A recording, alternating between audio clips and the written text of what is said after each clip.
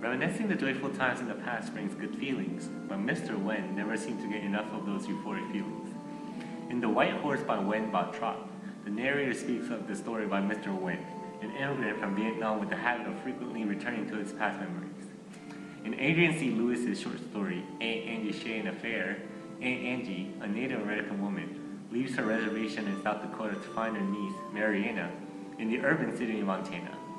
Little does Aunt Angie know that she must encounter numerous culture shocks of those rapidly evolving present society. The White Horse and Aunt Angie Shea and Affair both explore the theme of past versus present, but each story develops a central theme in its own distinct ways. In both of the stories, the protagonist struggles with the past and clashes with the present. However, each story presents the issue in a different manner. In Shea and Affair, Aunt Angie, the main character, faces the trouble of adapting to the new generation of culture. From the moment she leaves the reservation to find her niece in Montana, Aunt Angie finds the new generation to be incomprehensible. For example, when she's in the car with her nephew, Timmy John Prettybull, she comments on the music that he listens to.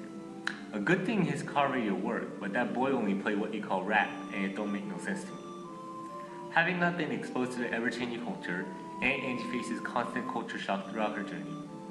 In The White Horse, Mr. Wen, the protagonist, becomes consumed by the past that he can't properly live in the present. The short story begins with the troubles in Mr. Wen's life. He spends his income recklessly to buy gifts for the family back home, overdrafts in his bank account, and all too frequently passes red lights and stop signs that result in countless traffic violation tickets that has accumulated to become a legitimate financial strain for Mr. Wen.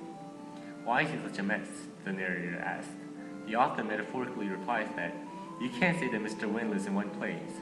Rather, he lives in two worlds. His soul is in America, but his spirit shuttles back and forth between America and his homeland way on the other side of the globe. Mr. Wen's physical being is in America, but his conscious mind repeatedly wanders off to his memories of the past in his homeland, Vietnam. Because Mr. Wen constantly relieves his past in his head, his present life becomes dysfunctional. Each story presents the tone of complaint about the changing culture that diminishes the past way of life.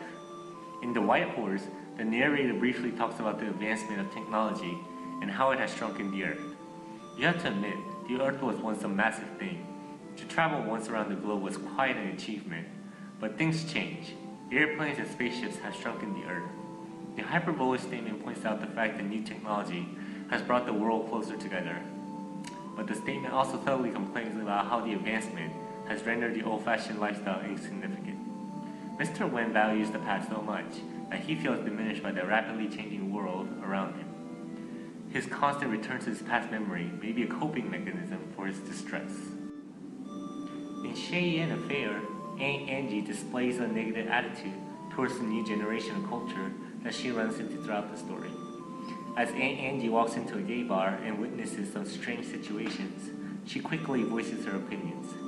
There's guys dancing with guys, and here they are kissing each other too. It's like I opened a trapdoor to hell.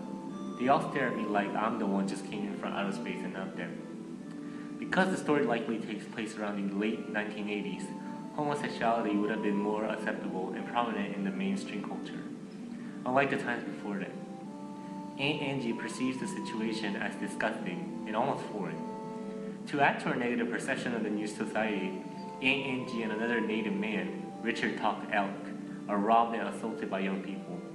Aunt Angie shows her distress from the shocking incident and comments that they don't respect nothing, even themselves. They didn't used to be none of them around here. The young people symbolizes the growing danger of the modern society that greatly disturbs the past-ridden explorer, Aunt Angie. The two stories show yet another different perspective on the theme of time continuum. The narrator of The White Horse displays how much he values the past, while Aunt Angie seems to have conquered the present. At the end of The White Horse, the narrator justifies Mr. Wen's life-deliberating habit of excessive reminiscing by discounting the importance of the present problems. The speaker states, and if you happen to be thinking about such peaceful moments and happen to pay no attention to stop signs, or red lights, or your account balance, well, such a business is really a lovely quality, not something to be punished for.